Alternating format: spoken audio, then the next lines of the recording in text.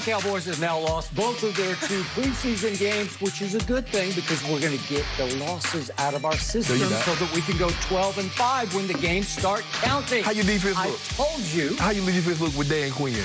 Dan who? No, you talking about the defense. Oh, we got Dan Quinn. Is that how it works? Get the L's out of the way now? Okay, I promise we'll get to the Cowboys. We're also getting to the Clippers. Big trade. But first, we have to talk about this guy named Tim Tebow. His debut at tight end may not have gone as well as he liked. Tebow played the second most snaps at tight end for the Jaguars, but he finished with no receptions, and this block attempt, well, it went viral all weekend, mostly for the wrong reasons. So, Shannon, give Tebow a letter grade for the block. Let's give the block speak for itself. It's not NFL quality. It's not high school quality. It's not college quality. There's nothing, you know.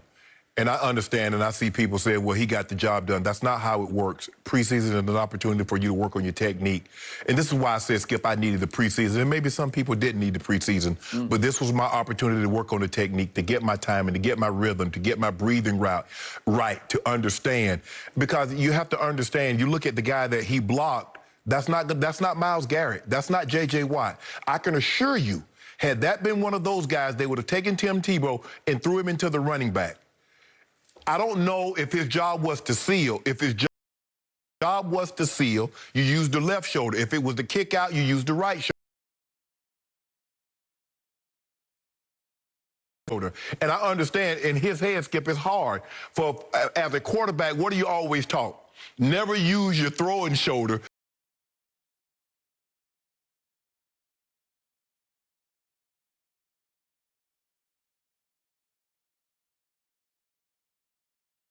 To make a tackle or to make a block, you always do the opposite shoulder. So if something happens, you still might be able to play.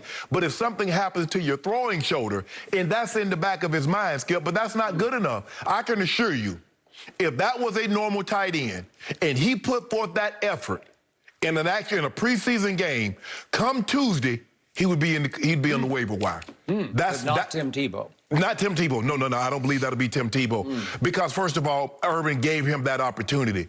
It shows you, Skip, and that's what I've tried to tell people. Only you, Tim Tebow, and Tebow Mania thinks he's so talented as an athlete that he can switch positions at the age of 34 and make an NFL, legitimately make an NFL roster with nothing given to him. He would not even give it an opportunity. Because it's just too hard. And I get Logan Thomas, but Logan Thomas said, you know what, I'm not going to be a quarterback. I'm going to try to make an NFL team as a tight end. And he put forth the effort. That's not effort. That's showing me somebody that has no desire to block. There's another block in the game that he looked even as bad, if not worse than this. Skip, this is embarrassing. And guys are looking at Urban Meyer. First of all, they looked at him sideways when he brought Tim Tebow on. And after they see this, I don't know how many of them that saw this, it went viral. I don't know how many of them going to be in the meeting room and watch this. But if they see this and he's still on the roster after Tuesday, they're going to look at Urban as like, man, you a joke. Think there'll be a mutiny? I think there'll be no mutiny. Urban has Shad Khan, the owner, has given him total control. Urban likes to run things his way, Skip. That's why he tries to do it. He's already gotten in trouble. Brought the Iowa strength and conditioning coach on after he had gotten in trouble in Iowa and got dismissed. He tried to have these practices with the NFL says we're not going to have these practices in training camp and OTAs. Urban is used to doing things his way because he has that kind of control at Florida, at Ohio State. But there are different ways you have to do things in the NFL. But, Skip, this was bad. You know it was bad. Everybody that saw it know it was bad. You want to take back what you said, but you think Tim Tebow could outblock me? Okay. I don't, actually, because I haven't gotten to speak yet. You said, I know it's bad, but I haven't spoken a word yet. And I don't know that block was bad, but I'll explain that if you're going to give me the floor. I'll give you the floor. Are you done? Yeah, go ahead, give me the floor. All right. Before I launch upon this, I would like to step back and say that, once again, this proves my point. No athlete I've ever covered or closely observed has ever detonated the sports world to the love side and the hate side the way Timothy Richard Tebow continues to do it at age 34 as he is trying to be a quote-unquote tight end for the Jacksonville Jaguars. I've never seen anything quite like what happened on Saturday evening. We had 10 preseason games being played on Saturday afternoon into the evening. 10 games, and they featured Justin Fields and Trevor Lawrence, obviously, in this game. And my man Trey Lance in another game, which was San Francisco against Kansas City. And Trey Lance threw an absolute lightning bolt of a rocket of a pass for an 80-yard touchdown. Right. And it trended a little bit, but this trended on top. This just got legs and was fueled by its own fire. And before I knew it, it's going to the top of the trends. And it stayed there all night long. We are talking about a block, quote-unquote block, thrown by Tim Tebow, number 85, he's actually the tied for fourth-string tight end for the Jacksonville Jaguars. Right. Okay, so that's the perspective of what just happened on Saturday evening. Right. And we are actually leading our show Undisputed on Monday morning with this, and I'm happy to do it because I am happy to try to make my case for what I saw on the block, and I'm obviously not an NFL Pro Football Hall of Fame tight end like Shannon Sharp is sitting across from me, but this is what I saw on said block.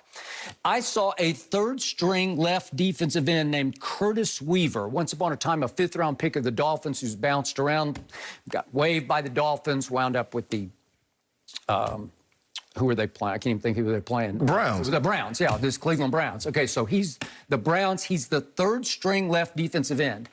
And on said play, Curtis Weaver, I don't know what defense was called because I was not in the defensive huddle, but he crashes down. Right. And I don't know if that's the defense called or if he just sort of lost his mind in a preseason game. Yeah. And he just almost stumbles down the line of scrimmage to his right.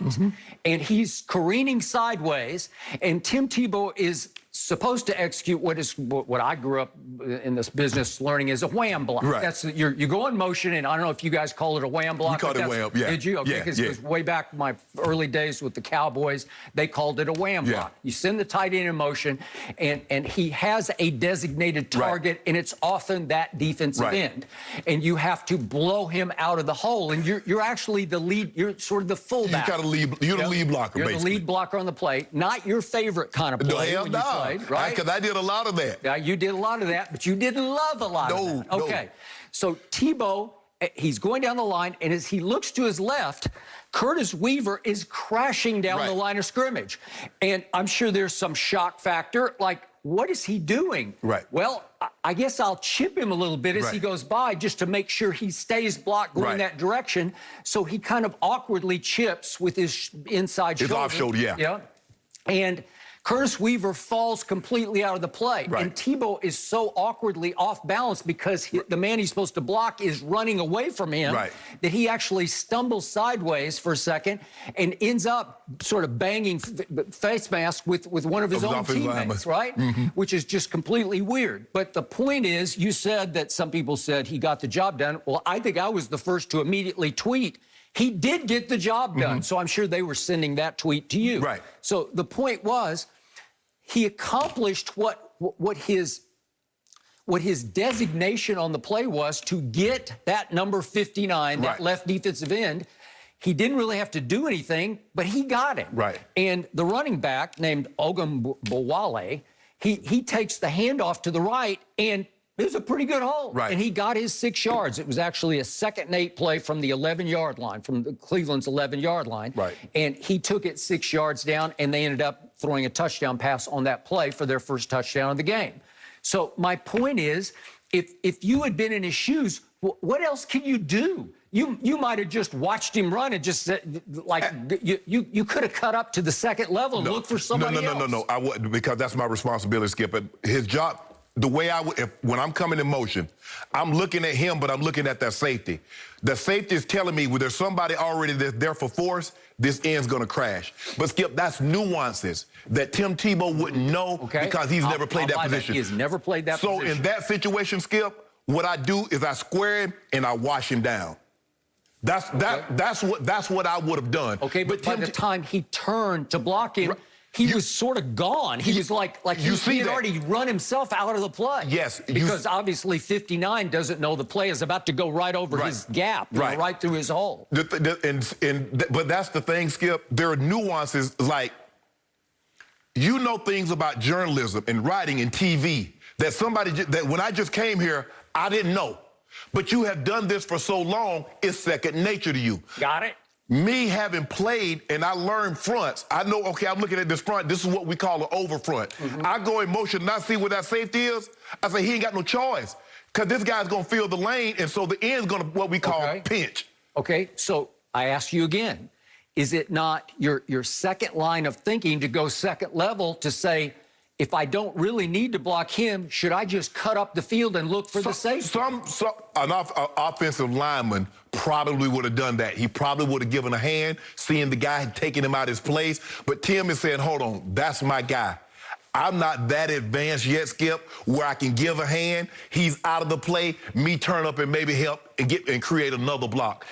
I don't have I'm not worried about that. That's next level. That's graduate stuff. Okay. So he's not there yet. Okay. All I'm saying is, Skip, is that was the wrong shoulder. You have to understand, in my line of thinking, Skip, I was always thinking, that might be Howie Long. That might be Bruce Smith. That might be Reggie White.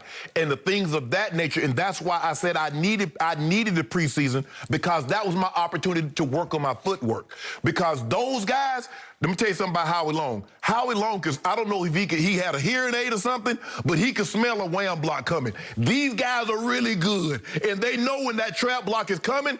And when they feel that trap block coming, they say, hell with the running back. They're looking to unload on you. Okay. Great. So here's the point. You said that any other tight end would be cut by Tuesday off this block. And I say, I don't know what else he could have done.